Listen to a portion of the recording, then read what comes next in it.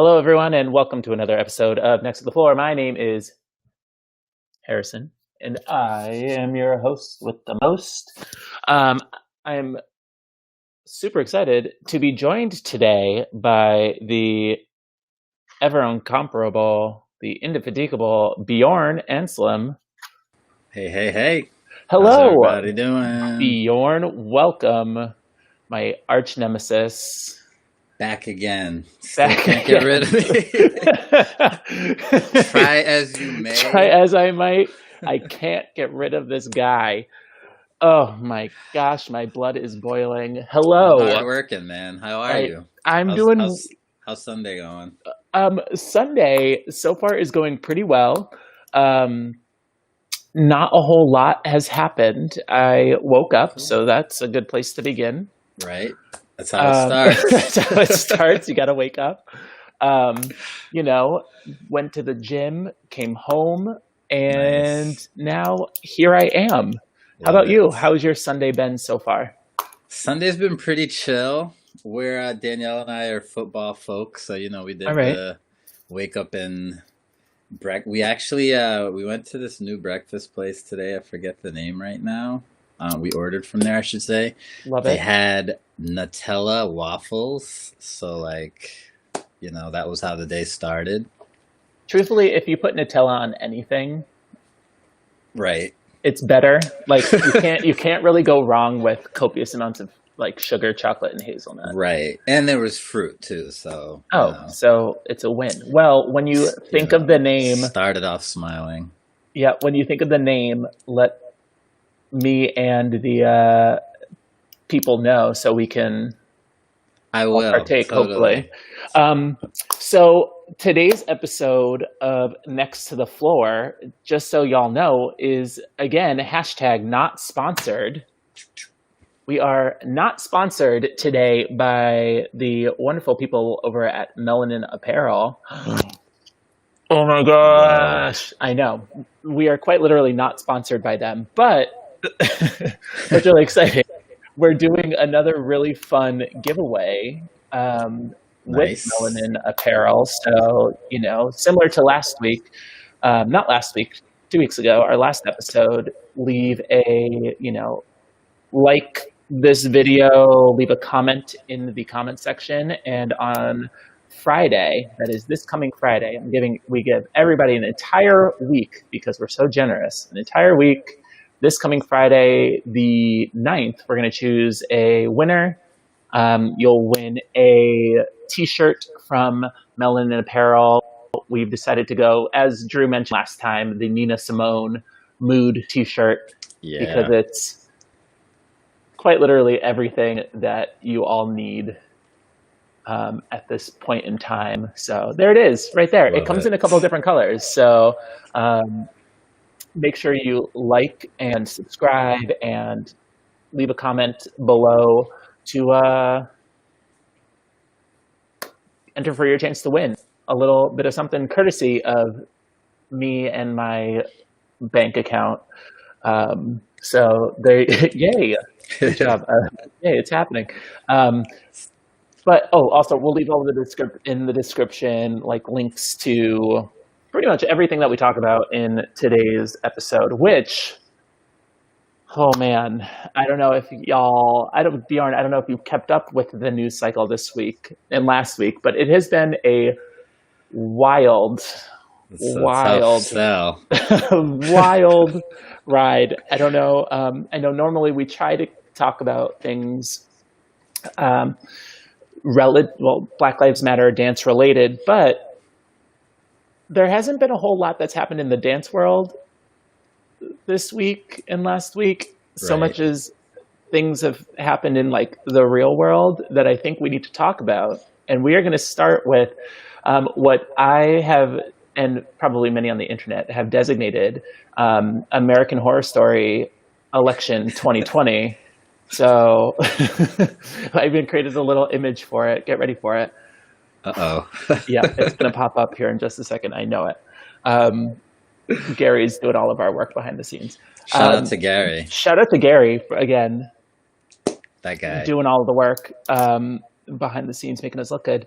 But I wanted to talk today, get started by, there it is, American Horror Story Election 2020. Oh man, I had a blast making that. Also, shout out to Canva.com. If you haven't gotten onto the Canva train, highly recommend because it's amazing. But I wanted to talk today a bit about I don't know if we can call it a presidential debate or really a debate in general. I feel like that's not the correct term for it. Looked like a rap battle. Yeah, let's talk about the rap battle that happened to us. Let's talk about it. So, where do we begin? So, I'm going to start by asking you, what were your what were your expectations going in? And then what was your experience? I have learned to set the bar really low. just to be real, right? Yep. So going in, I was like, shit show, obviously. Yep. But, you expect still some bit of just adulthood and maturity, professionalism, right? And overall, like an example of leadership, because these individuals are basically demanding our attention to ask for more leadership or a chance at leadership. So that to me, when I see it, I'm like, I know there's going to be craziness, but I expect at some point to be like, okay, I see where this guy's going. And the experience was not really that very much. More so just like, I think Danielle said, this is embarrassing for the country. And I was just like, yeah. Yep. Totally. That's fairly accurate. It's like, and I imagine the majority of United States citizens were watching that, and it's just like we all invested time into this. Who did I see? Somebody posted on Twitter. I can't remember who it was, but it was like, that is 90 minutes that I will never get back. Right. And you expect some bit of like, what did I get from that? I'm like, I don't even know. I have no clue what information I gained, or, you expect something to either be proven or disproven a little further, where you're like, okay, at least I feel a little differently about this. I feel exactly the same. I feel exactly the same. Well, and this is the thing, sorry, I apologize. I'm looking down at my phone because I've got some details. It was, I think, a CNN poll. And, I will preface this by telling everybody who's watching to please be very aware of where you're getting your information from. Choose it from a wide variety of sources. Fact check, et cetera, et cetera. Google is completely free, and it's really easy to, source your opinions from multiple places. It's really, really easy to.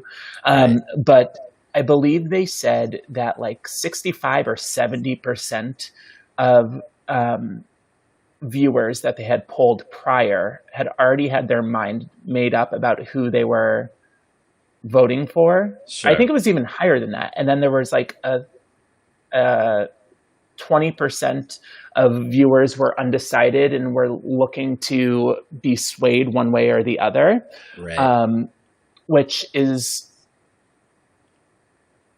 goes to show how woefully polarized the country is, and how set in stone people are in their viewpoints. But then showing after they did another kind of quick poll And I think it was, those numbers were still exactly the same. And then the like undecided voters or the undecided viewers actually largely like were skewed towards Biden, which is hopeful. Again, it wasn't really a debate, but then they also showed another poll that I think it was 67% of viewers in general were left feeling like annoyed. Yeah. Which is accurate. You know, I didn't watch the entire thing, mostly because I forgot what time that it was. I forgot what time it was supposed to start. Yeah. So I caught the last bit of it when they started talking about environment and environmental policies. And so going into it, my expectations were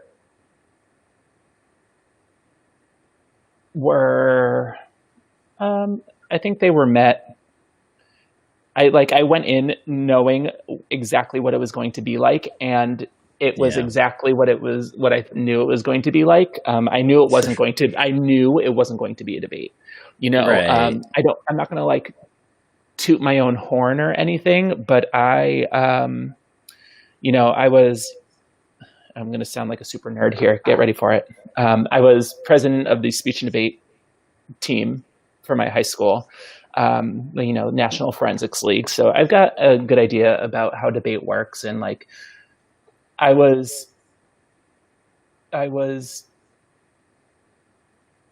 my expectations were met. I knew it wasn't a debate. It wasn't going to be a debate. It was going to be, Biden attempting to make points, Trump speaking over him, and Chris Wallace, who, for what it's worth, Chris Wallace kind of did the best that he could given the circumstance, but then also like kind of did a shit job. Right. Because I think he started to feed into it at a point. Yeah, 100%. So it just continued. So we'll come back to the debacle because there is a lot to talk about within the context of that. But if you are looking for like an actual like a quality debate, and I'll explain it a little bit more. But have you seen the Lindsey Graham, Jamie Harrison Senate debate? No. Oh, okay. So I think it aired. I think it happened yesterday or the night before. But Jamie Harrison, absolutely, he's the Democratic incumbent for Senate in South Carolina. Absolutely wipes the floor with Lindsey Graham. It was such a delight to see. And this is not an unbiased opinion. This is not a biased opinion. This is like, I watched it and this was the situation from like every news source out there after the debate was like, yeah, Lindsey Graham just got his ass handed to him. The entire thing was like a masterclass in how to actually have a debate. I don't know who this moderator was, but she was on it. She was on it. She wouldn't let anybody speak out of turn. She was like, nope, sorry. We've got a bunch of questions. We're moving on. Right. And that even just you saying that, like, it makes me feel like politics is, and probably is anyway, but like marketed as a fight and a contest versus like of being a platform to share information or empower people or whatever. Right.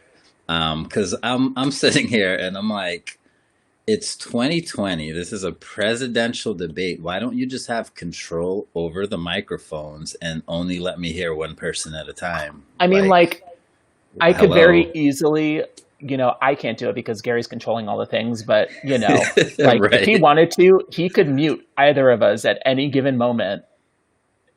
And if it's that easy to just like, we do it. So, if y'all at home don't know, Bjorn, myself, Gary, who's controlling everything behind the scenes, we're all dance instructors. And so courtesy of our friend Miss Rona, we've moved a lot of our education to online sources and things like that. And one of the first things that we do with all of our students is boop, click the mute button so that they can't talk over us. Easy peasy. It's that easy. Just click a button. And, you know, I think back to my days on the debate floor, I say, my time to speech a debate. And the number of times I wanted to like push the mute button on some of these kids who wouldn't let you get your point across because, you know, because they were petulant children. Exactly.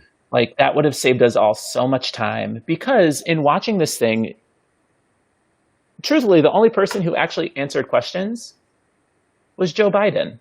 Yeah. And he like kind of didn't even do that, which is so unfortunate. Right. Man. So yeah, anyway, so I'm going to highly recommend that you watch the Jamie Harrison, Lindsey Graham, South Carolina debate. It was really, really great. Jamie Harrison does a really great job of actually like, you know, listening to the moderator, answering the question that's proposed. In true, like, I know there are a lot of Republicans out there that exist in the world, and that's totally fine.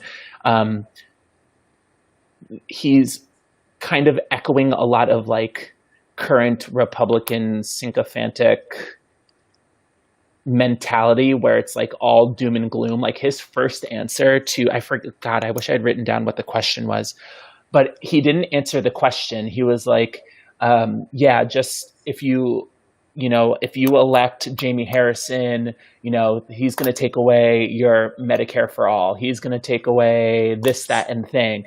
It's all scare tactics. And the question quite literally was like, what are you going to do to help Myrtle Beach? Like that was, I think that's actually what the question was. The guy, they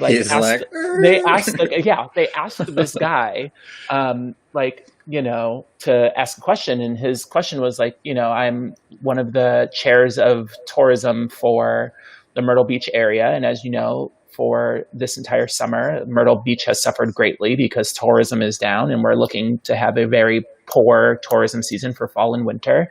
So what are you like, if elected or reelected, what is your plan to help the economy of like places like Myrtle Beach that rely so much on tourism to like spring back? And it was when I say like Jamie Harrison actually like kind of answers the question. Yeah. Kind of like he talks to the question, but doesn't really provide like a plan. And largely because like as a senator, like a US senator, I don't think they have much say over kind of like individual community sort of things. Sure. So he gives like the best answer that he could, because I also don't think he was prepared to answer a question about like, what are you going to do to help stimulate the economy of like small tourist towns? Right. Like that's kind of left field. But Lindsey Graham like didn't even start near the point. He started like 2 miles down the block and then eventually like circled back to somewhere like adjacent to where he started. It's terrible. Like the point was over here and he went like. Yeah, but the sad thing is those tactics work sometimes. They work for people. Well, they absolutely 100% work for people. And, you know, like this idea, it's all, you know, xenophobia. It's American exceptionalism, like this whole promise of keeping America first, which I had a fascinating conversation with a student.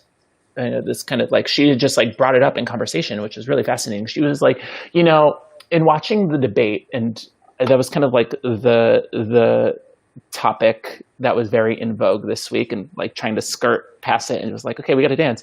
But she was like, you know, I was reading this book, and it's very fascinating that I think we often forget that this point will make sense. That the Nazis actually came to America to learn how to, like everything that the Nazis did during World War II, they learned from the US. Yeah, as do most of our enemies. They learned everything that they did, and everything that's like, that happened during the Holocaust happened because they learned it from us. And the craziest part, the original goal of Nazism was actually to like basically enslave the Jews, similar to how the US did with blacks and Africans, but they couldn't do it. Right. And therefore we ended up with the Holocaust. But, you know, so we're seeing a lot of that same rhetoric right now, which is really troubling. Totally. And it's coming, and it's like, those are like talking points of a lot of the GOP candidates, which is very, very troubling. And speaking of very, very troubling things, let's get to the elephant in the room. So what is, you know, in regards to race and violence in America, Bjorn, I'm going to propose this question to you. Let's do it. Can you right now in this moment denounce white supremacy?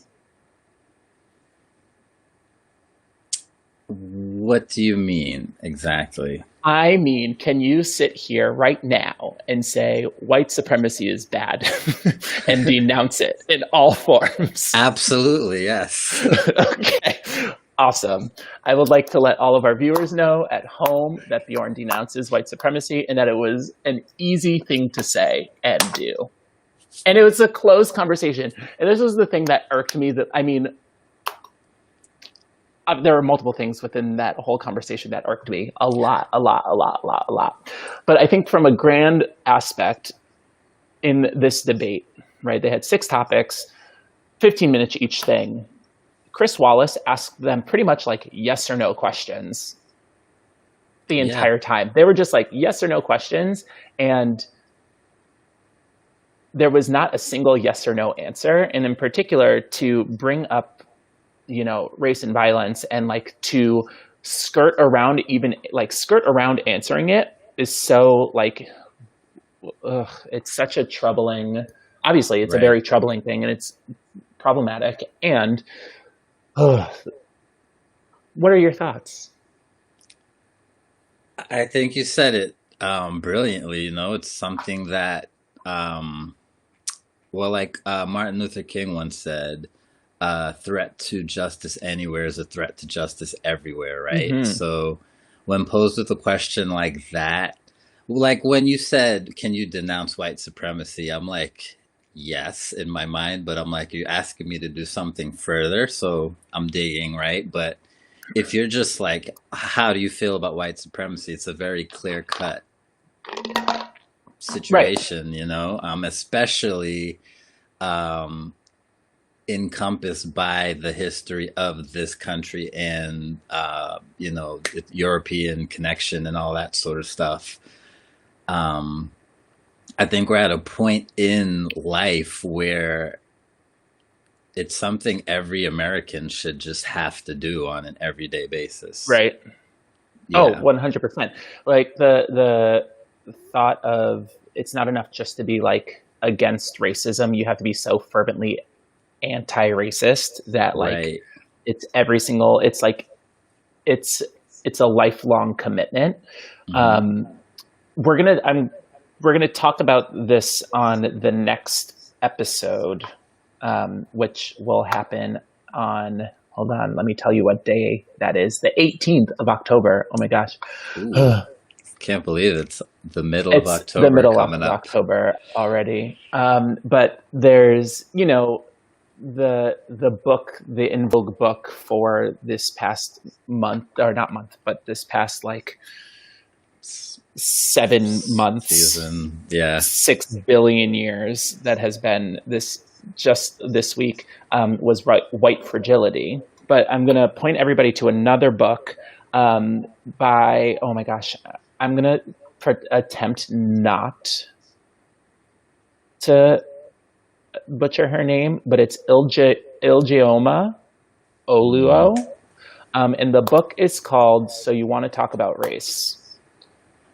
And we're gonna talk a bit about it on the next podcast, because I think if you're looking, like, as viewers at home, if you're looking to kind of like expand your thought process on like that idea of like how do you actually talk about race in a way that's constructive. It's super important that you listen to the voices of Black people, and Ijeoma Oluo is an African American woman. I think she's Kenyan, who does a beautiful job of explaining everything that you need to do. And it's a fairly dense book, as is the conversation about race and racism. And much like I mentioned last time, like it can't be condensed down to a 180-page journal entry, which is basically what white fragility is. Right. So highly, highly recommend you put that on your book list. We're going to start a Next to the Floor recommended book list. Oh my gosh. I'm going to be like Oprah. It's going to be like Oprah's book club. Only the Next to the Floor must read list. So we'll talk a bit about that next week. That sounds incredible. Right. But I think not next week, on the 18th. But it's scary that we're at a point where we have people in power who are so incapable of denouncing it, right, or like seeing it as an actual problem. Ooh. Speaking of, please go back and watch the Lindsey Graham and Jamie Harrison, the South Carolina debate, because like when you want to see Trump did a terrible job of answering that question in the sense that he actually didn't answer the question at all. Yeah. And by like not saying anything, he said a lot. So like his silence spoke volumes. But Lindsey Graham's response, he said a lot in the not right way. Yeah. Let me tell you. I think his answer was, no, I don't think there is a racism problem, in particular with the police force. And I was like, all right. All right. All right.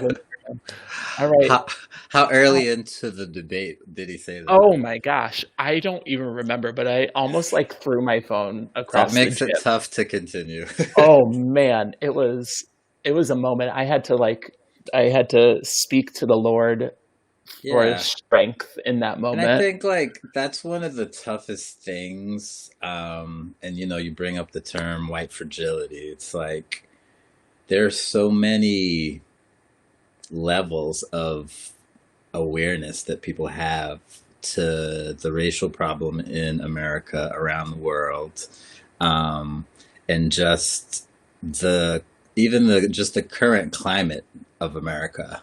And I'm not sure if sometimes people are even on different levels of awareness, or if they're just pretending to save face or keep strength or whatever. Mm-hmm. But it's just like sometimes I say something and realize the level of knowledge certain people might have towards a certain topic. And it's just so fascinating sometimes to realize that people are just starting to notice certain things where, again, I'm 38 years old and I'm at a point in life where I expect it. I expect to see racism every single day. Mm-hmm. I expect to be really mad sometimes and people don't know why I'm mad. I expect to not know if I'm mad sometimes and just have tons of emotions that I don't know how to deal with and learn how to deal with, and all of those things. And that's life for me every single day. So something like George Floyd happens and it's like my immediate reaction was nothing, because it's like, yeah, that happens every single day and you're so numb to it at this point. And for some people, it's like, no, that didn't happen. And you're like, and some people are like, oh, wow, that happened. Hey, so football's on tomorrow. And some people are like, wait, are you okay? And, I'm at the point where I'm like, I don't know if I'm okay. I just wake up and go to work, That's all I can do now to keep sane. Right. Like this is reality. And the further reality is there are millions of people that have a way worse reality than I do, and a worse mentality, and have for even longer amounts of time. So it just sucks. And, that's an understatement, obviously, that we're at a point where so many United States citizens, and I say that because I think we say Americans too much and ignore that Mexico and Southern American folks and Canadians are Americans at the end of the day.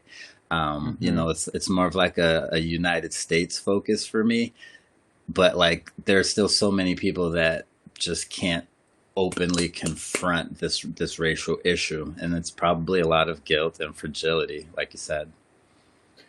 Well, and also, I mean, like, we are not too far removed from the issue to begin with. Yeah, right? I know. I think that's one of right. the frustrating things for me. Like, flip-flopping between the idea of like, God, we are in 2020. Like, can we figure it out at some point? Right. But then I think like I said the same thing to myself and to like people in 2013. And I said to the same, I remember, being in second grade doing a presentation to my class on Martin Luther King and thinking to myself, gosh, when was I in second grade? Whatever year it was then, but thinking to myself, gosh, it's like, thank God it's 1990, whatever. Mm. And like, we don't have to deal with this, but yet here we are still. And the other point that I wanted to bring up as far as this was concerned was, it's one thing to like, I guess let me give context. So, one of the things that people have been saying was like, Trump has totally denounced racism, blah, blah, blah, blah, blah. Like he's signed executive orders saying like the KKK and other alt-right white supremacist groups are domestic terrorist organizations. And like, that's all well and good. Thank you. We appreciate like that should have been done X many years ago, but I will also let y'all know that, there were many people in Congress who signed the 1964 Civil Rights Bill and Civil Rights Act and the 1968 Civil Rights Act who are still in Congress and still don't like Black people. Old and racist. Like you can still do that. They're I like think of the LGBTQ, like the our rights movement, right? There are tons of Congress people and people in government who have passed laws for my benefit, and people on the Supreme Court who have, said that I have the right to marry. Yesterday was my anniversary, by the way. Not yesterday. Yes, yesterday. Yep. Was the 3rd? Yeah, yesterday was my anniversary. Mean Girls Day, right? And Mean Girls Day, and Full Metal Alchemist Day. So it was a whole lot of things going on in the universe. But, there are people on the Supreme Court who, as a body, they gave me the right to marry my husband. However, some of them are still homophobic. Yeah. Right. So just because he passed these things, like that's all well and good. Right. If he passed them, right, and fully believes that white supremacy is bad, it wouldn't have been such a difficult thing for him to say. Right. It's very easy. It's a very easy anything. So you don't lose it. Like, I mean, he loses a large portion of his supporters, money, exactly. Which, let's just remember, when he quote unquote denounced the Proud Boys by saying stand by or stand down and stand by, what happened literally moments after that, wherein the leader of the Proud Boys and many of within the organization of the Proud Boys, which for those of you who are at home and aren't aware, they are an alt-right, like white supremacist militia. Nazis. Basically, their leader is there's a whole nother thing in here about like anti-Black sentiment within other racial groups, I guess. But the leader is like this crazy, like he's this Hispanic guy. So there's a lot to unpack within that in and of itself. But like within moments, they changed their logo for like the Proud Boys to include the phrase "stand by," and like their what's the I have it on my phone. What's that site that people use? I can't remember, but you know, all of their like blogospheres and Twitter feeds and everything were blowing up with this phrase, basically telling the entire world like they're getting prepared for whenever the president says, you know, go. So, you know, there's one thing to like pass a law and say like, woo, I did this law. And then there's another thing to like actually like believe it. Right. And so yeah, it's great that he made the KKK and other white supremacist groups domestic terrorist groups. They should be labeled as that. But it's also more important that he actually believes it and will say it, which he hasn't, right, and won't. Right. And I mean, I'm not convinced necessarily that that's just not a further scare tactic, because now it's like, I want to ultimately let you know this is this thing you should be scared of, but you're still not doing anything actively against it. Right. Past, you know, so I'm like, that could just be a visual thing, even a written thing. Right. It was Reddit. That was the thing that I was looking for. The app / platform / website. Reddit. Reddit.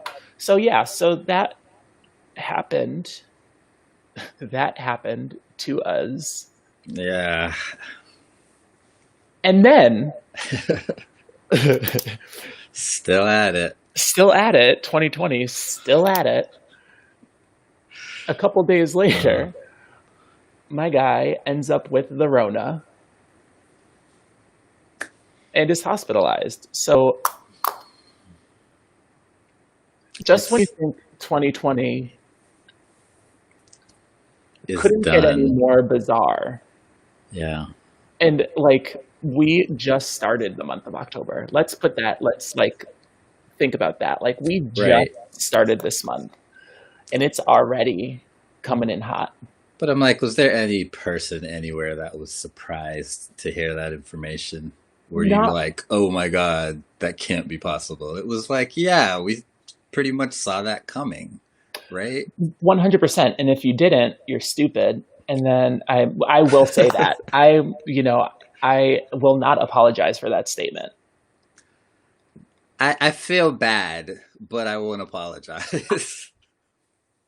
Does that make sense? I do. I feel sympathy. I don't feel bad. I feel sympathy for who? For people who are trying and are just like, wow. Because I know there's some people that are trying and it's just like, yeah, you're, to be clear, part of the problem, or have been, and maybe some people are turning around and realizing some things, and maybe have realized things about themselves a long time ago that they're trying to change and things like that.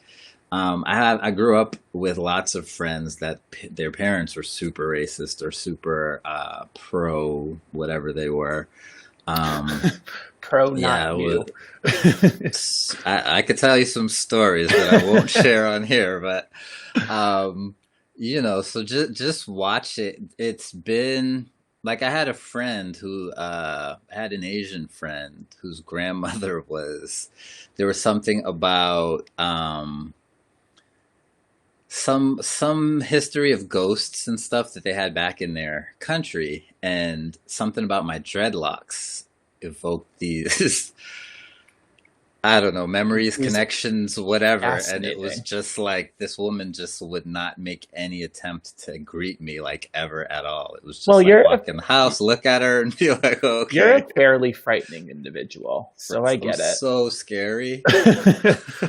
I mean, so for what it's worth, I mean, if she's had it, I mean, I get it. Like, if I had a history with a ghost that had dreadlocks, or whatever, I would be a bit sus.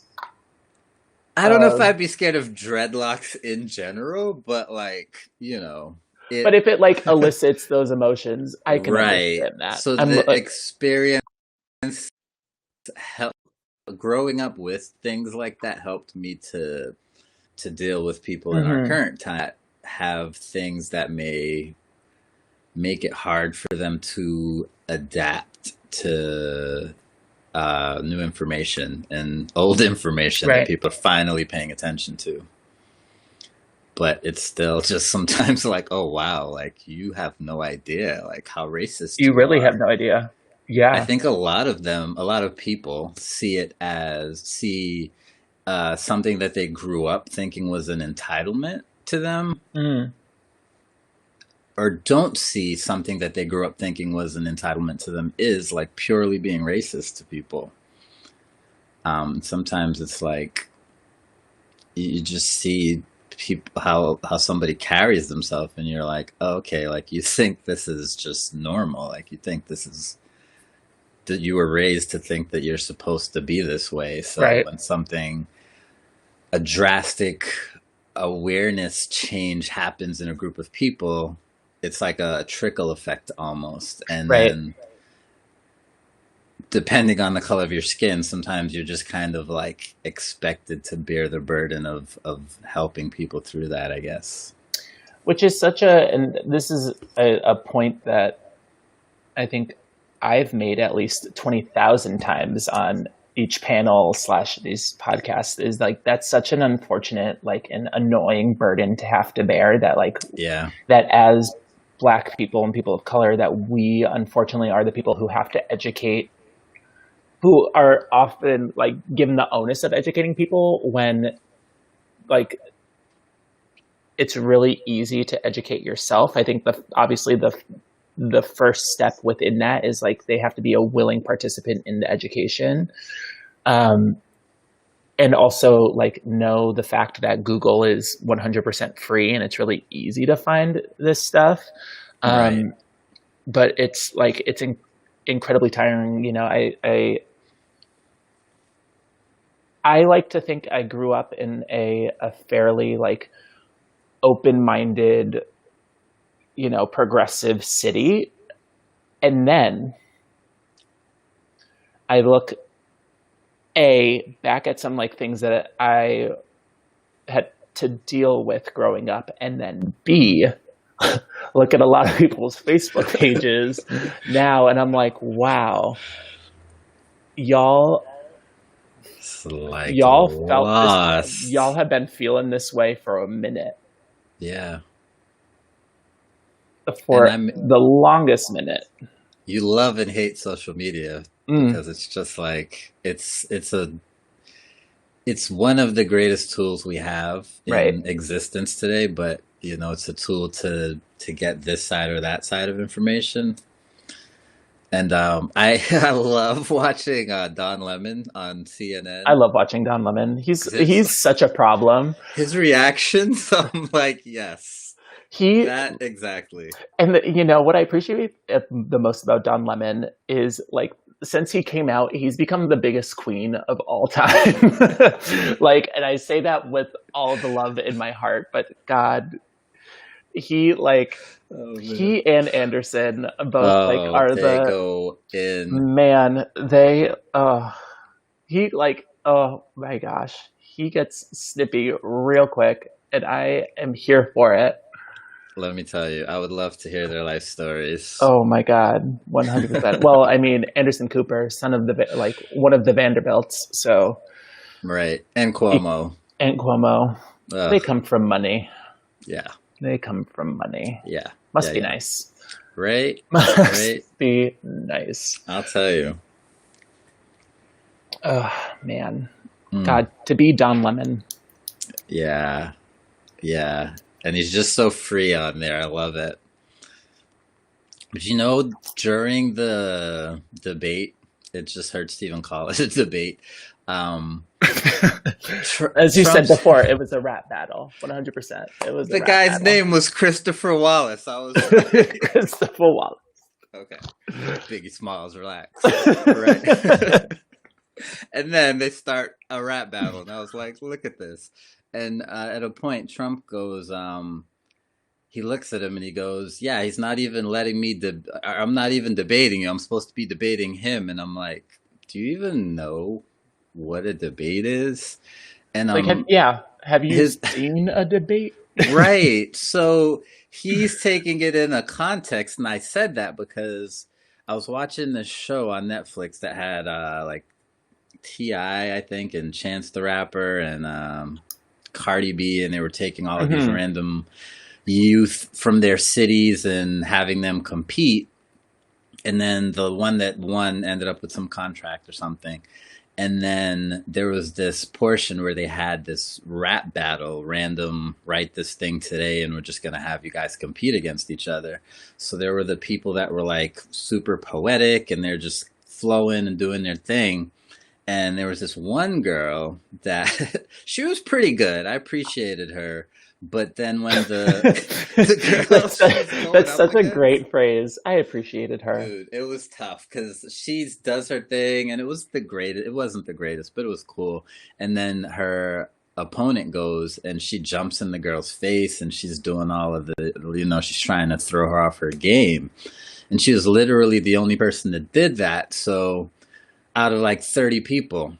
And then when they were judging, they were like, yeah, I'm not sure how we feel about that. So we have to go, deliberate. And it ended up working to her benefit. They ended up saying, like, we feel bad that she did that to you, but at the same time, it basically exposed you, for lack of a better definition. Right. And so, like I was saying earlier, it sucks that those tactics work sometimes because some people are going to look at it and say, well, they made you look really weak. So I have no earthly idea what they're talking about, but they seem real strong and they got my vote. And that's politics at the end of the day. That's 100%. And that's unfortunately like exactly what happened. And, when I did turn on the debate, I caught it like at the very end when they were talking about the environment and the Green New Deal, and blah, blah, blah, blah, blah. Right. It's basically what it sounded like. I was watching it on Twitter, and this is like a fun thing that I didn't know about. But when you watch, I was doing it on my phone, but when you watch it on Twitter, it gave you like the debate itself, and I think it was kind of designated as like NBC or someone, I forget which company it was that was like broadcasting it, and then underneath it you could like flip through each of the different major networks covers of it, which was really cool. So that's pretty cool. Truthfully, my favorite part of the debate was the end of it. I have not even seen the end. The end of it, well, I mean, like, my favorite part was the fact that it ended. Right, that was the best part. That was the best part. And then watching the reactions of literally every single news anchor across the media networks going, like, all of their reactions were, what the hell was that? Yeah. Like, what was that? Yeah, they probably had all this material prepared. Yeah, and then they did one of these. Well, yeah, like what are we supposed to do with that? It was like somebody taps on your shoulder and you turn and look and they're like on their phone ignoring you and you're like, what did you tap me for? Why? 90 minutes out of my day, like that again. We will never get back. And got zero from. What could I have done in those 90 minutes? Tune in next week or in 2 weeks, the next of the four, where we list off the things we could have done for 90 minutes. 90 minutes. I'm already constructing a list. We'll keep you updated. But I'm just thinking, what could I have done for those 90 minutes? So many things. So many. That you'd still be enjoying right now. Probably. Oh my gosh, 100%. I think for the first part of those 90 minutes, like the first maybe hour, I was on the train. So for at least 60 of those 90 minutes, you could have been riding the train. So that's fun. Yeah. So there's a suggestion for you all. Enjoying massively the sights. more entertaining, you know. If it was the same night as our in studio like showcase sort of situation, you could have been on the phone with people trying to help them log into Zoom. Yes. Which is definitely an experience. Good job. I mean, good job on that. Oh my gosh. So backstory, just for everyone listening, we had a big event or a big like virtual event in the studio for our students. A bunch of them worked on like solos and things along those lines. Gary, who's running the scene back here, did probably the most amazing like editing production job ever and turned all of our students into literal superstars. It was so fun. Yeah.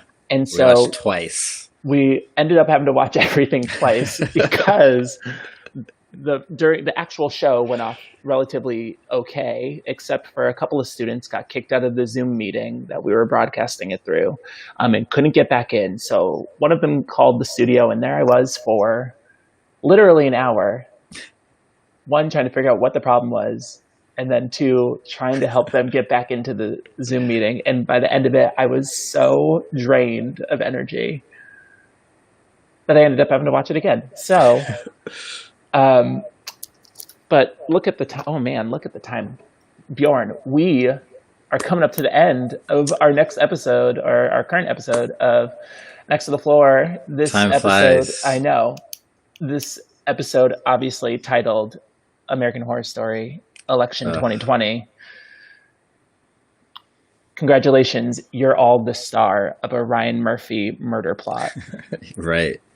Which is a fairly, you know, if you want to know how 2020 is going, or if there were ever like any indicator of what 2020 has been like, what the experience of 2020 has been like, watch the presidential debate. Yeah. And that is like from start to finish what 2020 has been so far. And how you feel, that's how you will have felt. That's how you will. During all of 2020, yeah. There was a lot of confusion, a lot of frustration, some, you know, fear. Yeah. But with that, Bjorn, thank you so much for joining us. Thank you guys for having me. Always a pleasure. Always a pleasure. I say this knowing you are my arch nemesis. Forever. Forever. Thank you for all of your insight and experiencing the best rap battle that 2020 had to offer, and sharing your opinions on it. Make sure, for those of you watching at home, by this Friday, leave a like and a comment down in the comment section down here somewhere, pointing, for your chance to win some merchandise from our hashtag not sponsor, Melanin Apparel at melaninapparel.com. You have to comment and like the video in order to enter. There's Nina Simone, a total mood. That's what you can win.